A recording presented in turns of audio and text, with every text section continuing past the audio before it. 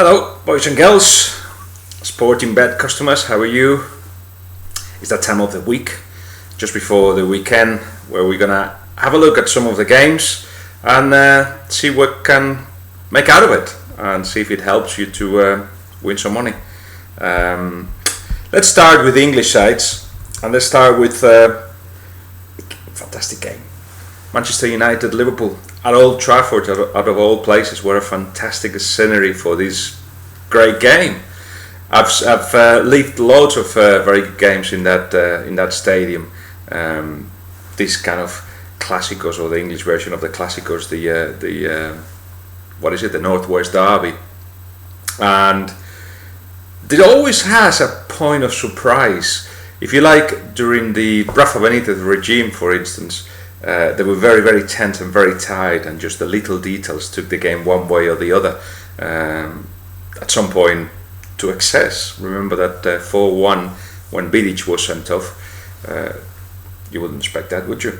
But anyway, since then, Manchester United have shown to be better than Liverpool at home anyway. And let's see what happens on this one. I think what happened at the Stamford Bridge last week shows that Manchester United, you can never give Manchester United any option, otherwise they do take it. Still not convinced about Manchester United as in being a top European side at the moment. They still concede too many shots on goal. They're still a little bit weak at the back. It is very clear that De Gea needs to grow in confidence. I am convinced, 100% convinced. I've seen him for 3 years now, that he's a top goalkeeper. But he needs to toughen up, as everybody's saying. I completely agree with that. More than that, he needs to win in confidence. Once he knows what are the best solutions when he's playing in English stadiums, then you will see the kind of player that he is.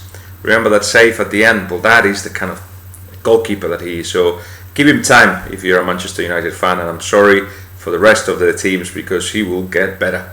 Liverpool, on the other hand, just a little bit deceiving in the sense that they don't look solid sometimes. Sorry, they do look solid, but they don't look like a strong team. One that you know exactly what they're gonna do. One that attacks with venom. They create chances, as everybody keeps saying. Those famous stats about the amount of times that they shoot on goal, but there's something missing, and that something is the quality that some of the players that are already wearing that shirt should actually provide. So I've always said in the last 3 months, when people were talking about buying this and that and whatever and getting a better Liverpool, I always thought, just get these players to actually play better, because there is a huge room for improvement. And I'm sure there is. They're going to fight for the top 4, but to actually make it into the top 4, you're going to get the Henderson and Downing and Luis Suarez and Carroll to be better. For examples of players that are below the kind of level that we expect. And if they actually improve, you get a Liverpool that will be top 4. In this game, though, it just looks like Manchester United will edge it. They have been doing that since that 4-1, and they probably will do that again, 1 or 2-0, I think. It's that kind of difference, I feel, between Manchester United and Liverpool still, unless those guys improve. Let's see if Luis Suarez starts. That will be also a lift for Liverpool, of course. Knowing Dalglish, I think he will start him. It will be like, there you go. This is your chance. This is Old Trafford. Give it a go. See what you can do. And I'm sure that he will be busy, Luis Suarez, but he's not the regular goal scorer that people thought he was. He may have been in Holland, not the same in the Premier League, of course. And Spurs Newcastle is another game I'm looking forward to seeing. I do feel that Spurs will win it. There is some stats I got from when they've got a home. What is it? Well, they are missing both of them, key players in the midfield. But Spurs are unbeaten in the last 11 home games, and Newcastle have lost 4 and won just 2 of the last 7 away matches. So home advantage, fantastic atmosphere at White Hart Lane as usual. Should see Spurs winning. But I'm really enjoying. I remember talking to Gareth Bale maybe about 7-8 months ago, and I wanted to know him. It was one of those chances where we crossed paths after a Champions League game actually, and he seemed like a little bit of starstruck because he saw a bunch of us that from the television. He was like, "Oh, you are from the television." He's like, "No, you are the famous guy. In fact, you are such a great player." Then of course came all the Inter games, so we're talking about more than a year ago, and now he's growing into stature in a way that he always wanted to. He always, that long ago, a year ago, perhaps more, he was talking about being a forward, a striker, like a Ronaldo, and I believe that that's what he's going to become.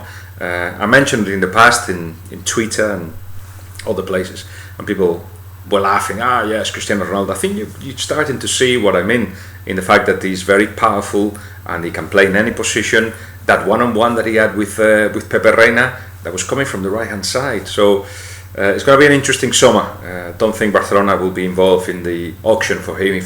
In fact, there is an auction. We're talking about £60 million that will be asked for him. So I'm not surprised because he's got that kind of potential. But let's see who's got that kind of money. I'm thinking, this is pure speculation, imagine if Real Madrid actually sell Higuain, although Chelsea didn't make an offer for him in this transfer window. But imagine for a second that Higuain gets sold, say to Chelsea or Milan or whatever, because he's on the bench, he's not happy that way. And then they go for a striker, let's see, Kun Agüero. They go to Kun Agüero and says, "You want to come to Real Madrid?" Real Madrid didn't try to get him as hard as he would have liked, so ended up going to City. But imagine if that happens. And then City needs a kind of forward. Why not go then for Bale? Pure speculation, but who doesn't enjoy that? Do not go and mention that I said that this is going to happen. This is pure speculation. That's what I said, speculation. Anyway, that's for the Premier League. Let's see what else there is. Just looking at my notes and the calendar in my computer. Well, for instance, Osasuna Barcelona, that's going to be an interesting one because Barcelona struggle away and they could actually drop points here. I've got the impression that Barcelona is a Barcelona of shorter competitions. They will give it a big go in the league, I'm sure, but 7 points away, and they've got the Champions League to play for on the 14th. That will be 3 days after this game, the Osasuna Barcelona game, and they will have a big chance of winning the Champions League. At 2 games, there is nobody that can beat them. Nobody. In a game, perhaps, and I'm only thinking about Real Madrid, but 2 games, no way. So Champions League, they're in the final of the Cup. They already won 3 competitions. It looks like an extraordinary year for them, which is good news for me in a way, because even though I'm an Espanyol fan, I'm writing a Pep Guardiola biography, so that's more good news to explain in that book. Anyway, that would be Osasuna Barcelona. As I'm saying, difficult game with Osasuna being very physical and very direct, and I think Barcelona will, at the moment, they have injuries. Iniesta's just come back. Busquets will probably be back into the team. Xavi keeps going in and out of the side because he's got to. He cannot play 3 games in a row, but he missed 2 and then he played 1, so he probably will play this one. All in all, it will be a hard game for Barcelona. It'll be just 1 goal difference if they win it, or it could be even a draw. And Real Madrid Levante is the other big one for Spanish football, because Levante are 4th, but they haven't won a game this year. I think they're giving up with the idea of being top 4. There's still European places for them, but you have to think that actually they want to stay in the first division.